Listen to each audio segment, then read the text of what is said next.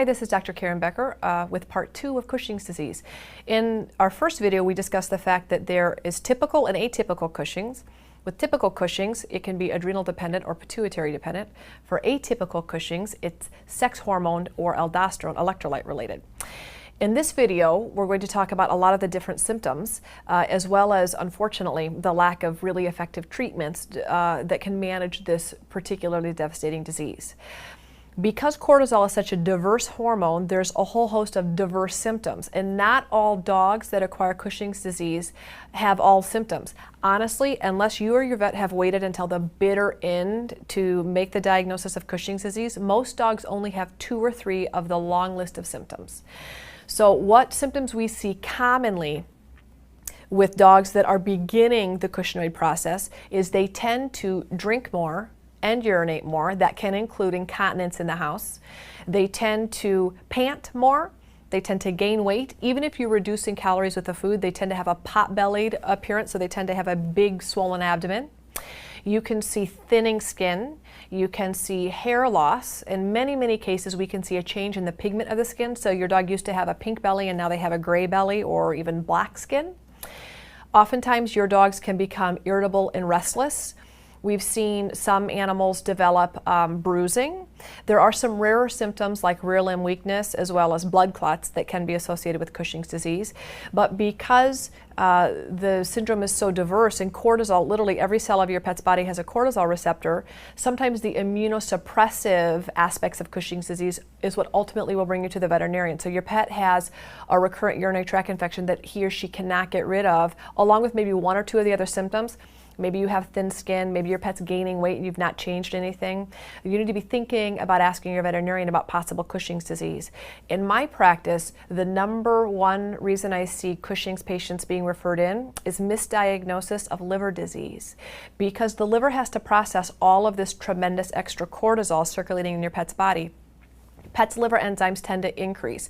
Not only the liver-specific enzyme ALT, but a secondary induced liver enzyme called ALP, alkaline phosphatase, tends to begin to elevate when animals begin the process of developing Cushing's disease. So I do think it's important when you have annual blood work done on your dogs that you ask for a copy. I can't tell you how many of the patients that I see when I show the blood work to the owners and say, look, your dog's had an ALP elevation for 2 or 3 years, their statement to me is, well, why wouldn't my veterinarian have told me? And oftentimes, unfortunately, many veterinarians, many reactive veterinarians simply won't address Cushing's disease until all of the symptoms are there, or until you begin complaining about symptoms like my dog's peeing in the house, or why is my dog's hair falling out, or my dog's incontinent at night in bed. Oftentimes, once you start complaining, your veterinarian will start digging. But if you want to be proactive in preventing this disease from occurring, you need to be asking for copies of your blood work and ask your veterinarian why every single blood work value is not balanced or correct. Your veterinarian needs to be able to partner with you to be able to identify if your dog is at risk of having pre-Cushing syndrome or indeed potentially already Cushingoid.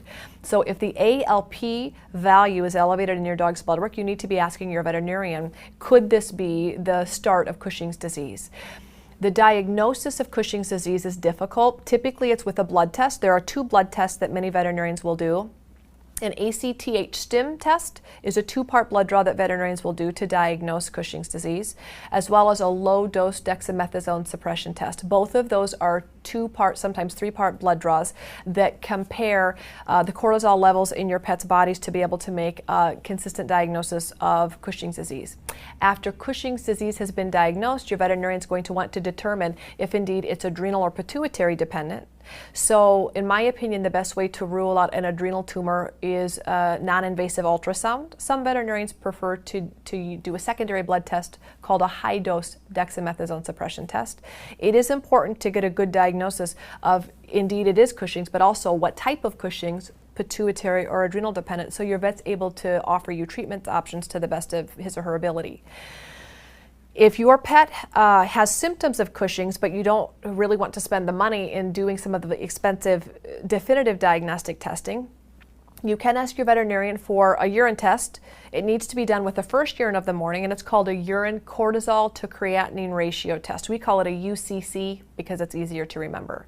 By you running a simple urine test on the first urine of the morning that your dog produces, your veterinarian would be able to determine if he or she is passing too much cortisol. We know that circulating levels in healthy dogs of cortisol should be quite low, and therefore the measurable amount of cortisol being passed out in your dog's urine should be low, if indeed Cushing's disease isn't an issue.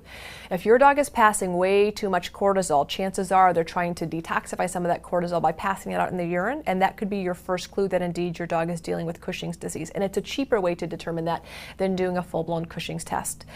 Another way that you can help determine how much of the ALP value on blood work is Cushing's or adrenal derived would be you asking your veterinarian to run a CIALP, that stands for cortisol-induced alkaline phosphatase blood test, and that's a simple blood test that can differentiate what portion of the ALP is adrenally derived, and that's a really good screening test if you're interested in just making sure that your dog isn't walking down the path of developing Cushing's disease. Unfortunately, most of the time, Cushing's disease is diagnosed when full-blown Cushing's is already present, which means there's no way of getting the ball backed up from pre-Cushing syndrome to a non-Cushingoid patient. Once a dog has full-blown Cushing's, they tend to live with that disease for the rest of their life. It can be managed in some situations, but Cushing's disease is not curable. Unfortunately, most of the drugs now available to treat Cushing's disease also carry with them potential side effects. So it's really important that you discuss with your veterinarian your concern about side effects. And in my opinion, it's really important that you do research to make sure that you're well aware of what medications your dogs are being prescribed. Do you feel comfortable giving those medications? At my particular hospital, we don't use most of the Cushing's medications available because the side effects are oftentimes worse than dealing with the underlying condition. Cushing's medications are very expensive and they require a lot of monitoring of blood work throughout the rest of your pet's life to make sure that they're being managed correctly. So needless to say, after you've heard this, identifying pre-Cushing syndrome early, or at least making sure that your pets have a reduced likelihood of acquiring Cushing's disease, is hands down the best approach.